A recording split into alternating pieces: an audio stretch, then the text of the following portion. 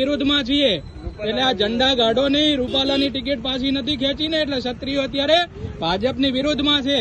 અને તમે લોકો આ જે ધંધો કરી રહ્યા છો હાલ ને હાલ બંધ કરો ભાઈ.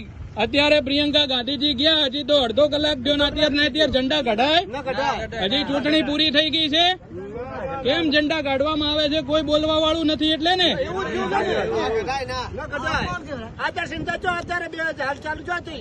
હું ઇલેક્શન કમિશનને દશરથસિંહ ચૌહાણ સવાલ પૂછવા માંગુ છું, નરેન્દ્ર મોદીજીને સવાલ પૂછવા માંગુ છું અને ગુજરાત રાજ્યના ઇલેક્શન કમિશનને સવાલ પૂછું છું કે પોલીસ મિત્રો સાથે રહી લોડર લઈ અને હાઈટ ઉપરથી જે ઝંડા લાગેલા હતા લાખણી મુકામે કેમ ઉતારે છે ભાઈ?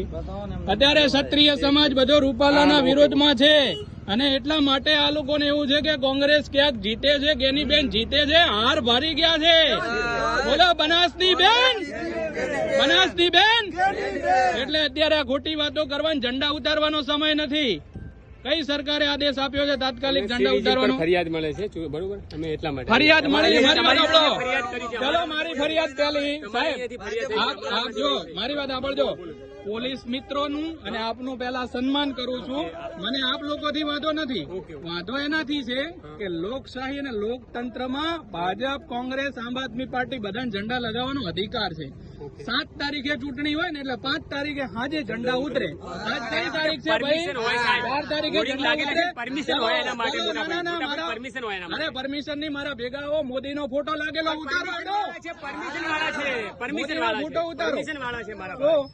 અને આની પરમિશન ના હોય, કેમ ભાઈ? આ કોના બાપની સરકાર છે એટલે અહીંયા છે ની પરમિશન? આ ઝંડા તમારે પાછા લગાવવા પડશે. કોંગ્રેસના કાર્યકર મિત્રોએ લગાયા છે ઝંડા, ના લોકો ઉતારી રહ્યા છે. અત્યારે બોલાવો તમારા ટીડીઓ ને અત્યારે અહીંયા આગળ બોલાવી દો. ટીડીઓ હોય કે કલેક્ટર શ્રી હોય, અમે વાત કરીશું. ઝંડા કેમ ઉતારો છો ભાઈ?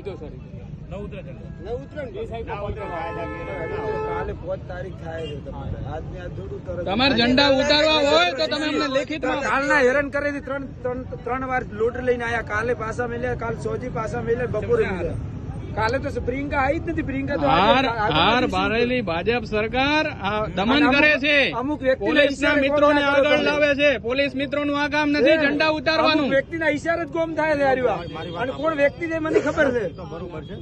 અમારા ઈશારા એટલે અમે તો અરે હું તમને એમ કહું છું, બિચારી જનતા તો ના કે ને. ધારો કે હું જાગૃત નાગરિક છું એટલે આપને સવાલ કર્યો કેમ ભાઈ ઝંડા ઉતારો. જનતા તો ત્યાં તમને ડાયરેક્ટ ના કે પોલીસ વાળા ઉતરાવે છે એટલે ભાઈ ઝંડા ઉતારવા દો.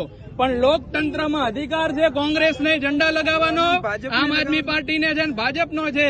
જો લાખણીમાંથી કોંગ્રેસના ઝંડા ઉતારો, પેલું નરેન્દ્ર મોદીનું બેનર ઉતારો, હેડો અમે ભેગા આવીએ અને પછી ઉતારો કોંગ્રેસની. મદદ કરવા આવીએ ને. પ્રિયંકા ગાંધીની સભા પૂરી થઈ, હેલિકોપ્ટર હજી રવાના નથી થયું, તાત્કાલિક ઝંડા ઉતારો છો. બેનરો ઉતાર્યા છે, બેનરો હમટી નાખ્યા છે. શું ભાજપ સરકારે પૈસા આપીને છપાયા હતા કોંગ્રેસના ઝંડા?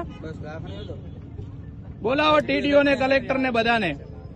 આ લોકોને કોઈ કહેવા વાળું નથી. હજી તો મિત્રો બધાને કહું 7 તારીખે ચૂંટણીમાં દમન કરશે, પણ વોટ કરતા પહેલા તમારું ધ્યાન રાખજો કે આવું દમન આપણે સહન નહીં કરીએ.